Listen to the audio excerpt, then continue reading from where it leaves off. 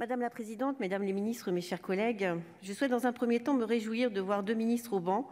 J'y vois là un signe très positif de l'attention que nous accordons,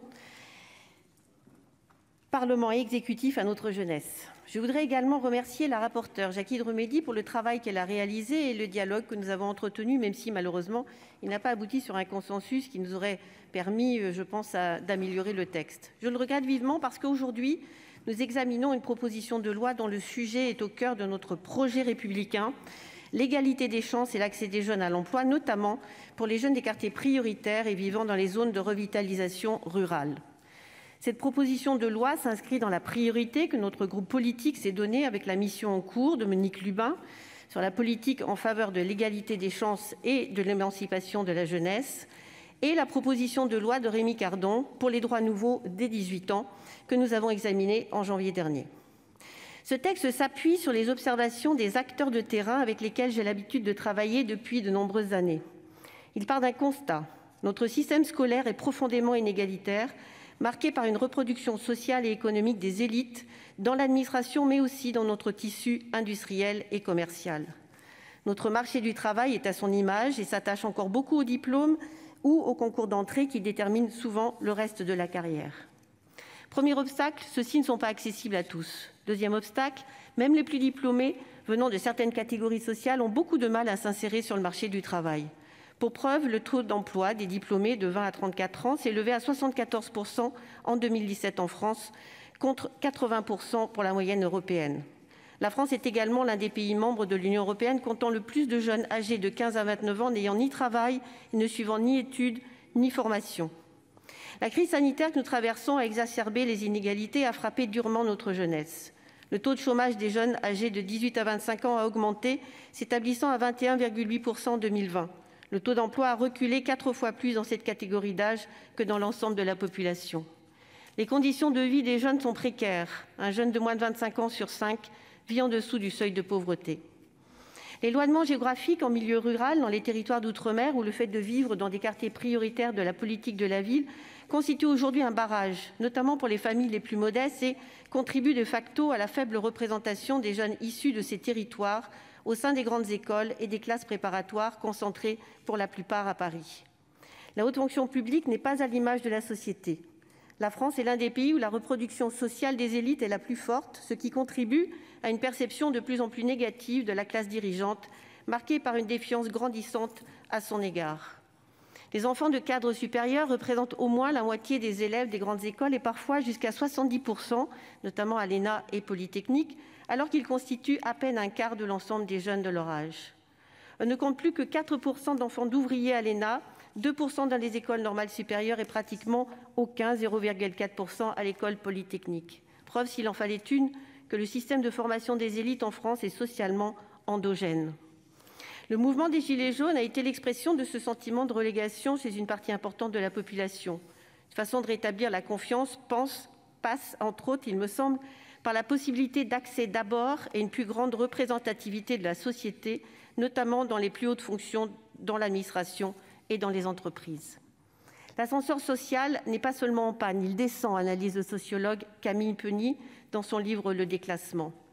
Le système scolaire ne garantit plus toujours la réussite professionnelle et génère chez de trop nombreux jeunes un sentiment de rejet ou d'abandon et, pour nos diplômés, de frustration, voire un certain fatalisme qui les conduit à ne même pas postuler aux emplois auxquels leurs études les ont préparés. Les politiques dites de la ville ou de la seconde chance ne sont pas vraiment parvenues à briser le plafond de verre malgré tous les efforts déployés par les gouvernements successifs. Je crois que le président Kanner pourra en parler, y compris le vôtre, mesdames les ministres, avec la panoplie de mesures que vous proposez de mettre en place. Cette proposition de loi a pour seul objectif de faciliter l'insertion de tous les jeunes sur le marché du travail, quel que soit leur milieu social et leur ancrage territorial. Nous nous adressons donc à la majorité d'entre eux. Pour les jeunes, l'accès à l'emploi est source d'autonomie financière et d'accomplissement social. Pour l'État, la diversité sociale au sein des administrations et des entreprises est le gage que tous les talents sont mis au service de la France, tout en régénérant la cohésion sociale de notre société. Si une grande partie de ce texte propose des mesures concrètes pour faciliter l'accès à notre administration et nos entreprises, elle participe de fait à une politique active de lutte contre les discriminations. Aujourd'hui, il existe plusieurs dispositifs de contrôle, mais aucun qui soit dédié à la mobilité sociale au sein de la fonction publique.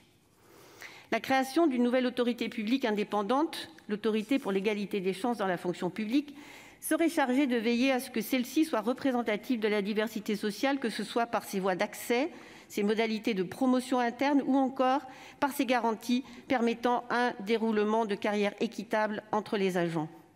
Nous n'avons pas d'outil qui soit exclusivement dédié à ce sujet et qui aurait les moyens d'évaluer les mesures prises avec éventuellement un pouvoir de contrôle.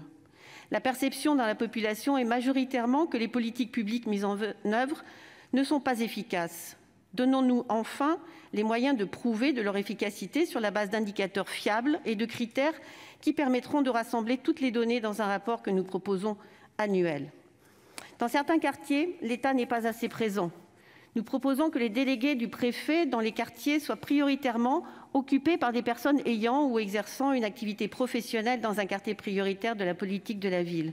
Ces délégués permettraient à la fois aux jeunes de se reconnaître dans les représentants de l'autorité de l'État, mais aussi à ceux-ci de servir de relais auprès de leurs collègues moins familiers avec cet environnement.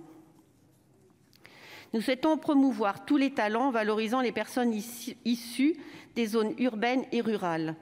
Nous faisons bien la promotion de la diversité sociale et territoriale dans ce texte et non celle de la diversité au sens large.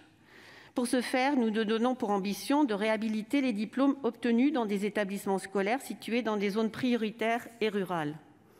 Il existe de nombreuses initiatives pour les jeunes des quartiers prioritaires, mais beaucoup moins pour les jeunes issus des milieux ruraux qui sont mal informés et ne bénéficient pas du même accès aux filières préparatoires. Certains s'autocensurent et ne s'autorisent même pas à s'inscrire dans des établissements supérieurs. Beaucoup ne recourent pas à leurs droits parce qu'ils ne les connaissent pas. J'imagine que la création des labels Cité de la jeunesse tend à y remédier.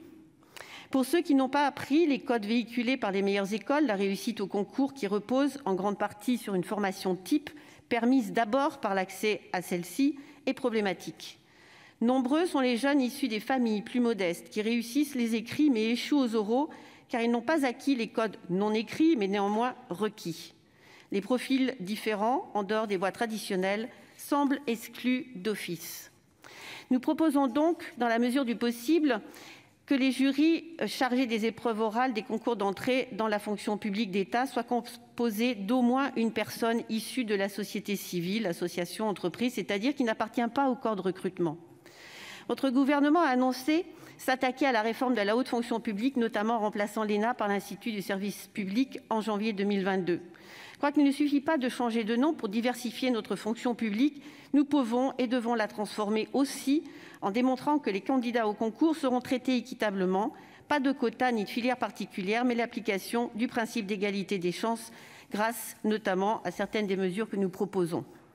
Il existe, il est vrai, de nombreuses études qui analysent les discriminations. Selon le Défenseur des droits, près d'une personne sur deux considère que les discriminations sont fréquentes ou très fréquentes lors de la recherche d'emploi.